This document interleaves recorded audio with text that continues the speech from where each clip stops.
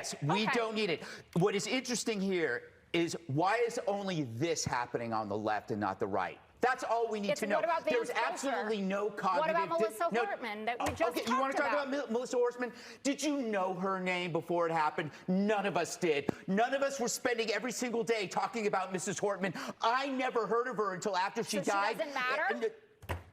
Don't play that bullshit with me. You know what I'm saying is there was no demonization, amplification about that woman before she died. It was a specific crime against her by somebody who knew her. The same. Now you could bring up Josh Shapiro, but then you will not bring up, for example, that was a pro-Palestine person. So don't use your what about this? The fact of the matter is the both sides argument not only doesn't fly, we don't care. We don't care about your both sides argument. That shit is dead. For one thing, there is no cognitive dissonance on our side. On your side, your beliefs do not match reality, so you're coming up with these rationalizations like, what about this or what about that? We're not doing that because we saw it happen.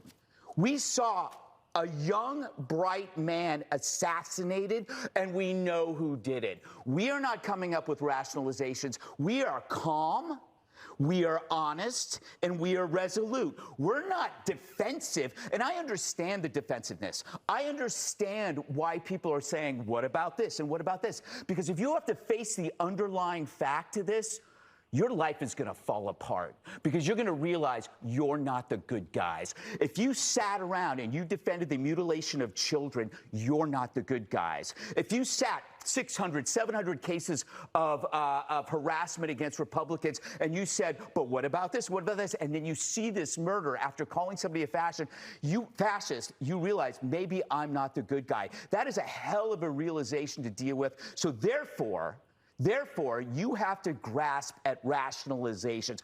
You don't have to do that, Jessica. They do. I don't believe you're part of that group, but why the hell do you have to mimic and echo that crap to us?